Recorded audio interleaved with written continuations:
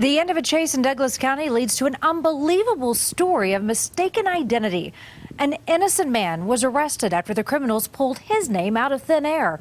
Even seeing this story, it's hard to believe it happened. He lived 80 miles away in Windsor, and even though he was nowhere near the crime scene, he was forced into an expensive legal battle.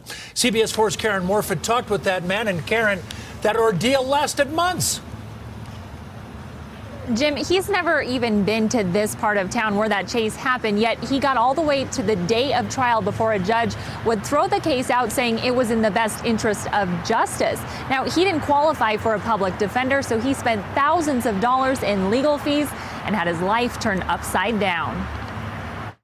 Last year, Joshua McKay and his wife Lindsay were settled into a home in Windsor and thrilled to be raising their first child. Quiet, just blue collar, 9 to 5, work, come home, eat, sleep, living the dream type of deal. He could never have imagined what would happen next. On August 31st, Douglas County deputies were involved in a high-speed chase.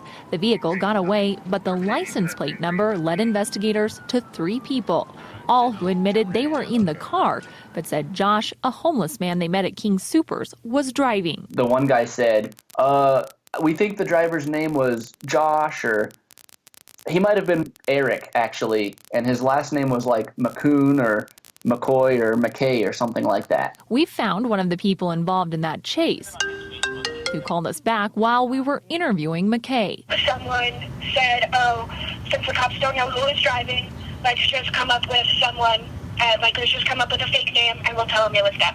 And then they'll never be able to catch the guy because he's not real. But when deputies put that name into the DMV database, there was a Joshua McKay in Windsor, along with a driver's license photo. Despite pulling the name out of thin air, all 3 and a deputy agreed that was the driver. They came to you with a picture of an actual person, and you said, yeah, that's the guy. It didn't look like a real picture. It looked like something that they had thrown together, with a Photoshop. A felony warrant was issued for McKay that he only learned about through the DMV a month later. Unsure what to do, he turned himself in. That was the first night I had ever spent away from my son, and it was in jail. Despite having his wife as an alibi, GPS on his phone and truck, and a Fitbit log showing his sleep patterns that night, he was forced into a months-long legal battle. I very truly regret lying and saying what I said. I didn't know he was real, and I didn't know that he would be affected this much by a stupid decision that me and my friends made. McKay and his wife say hearing that does bring some closure, but it doesn't change the harm that was done to their family. We want our life back. I mean, obviously, financially, we're in a mountain of debt over it. But on top of that, we just want them. We want Douglas County courts and their sheriff's department to do better.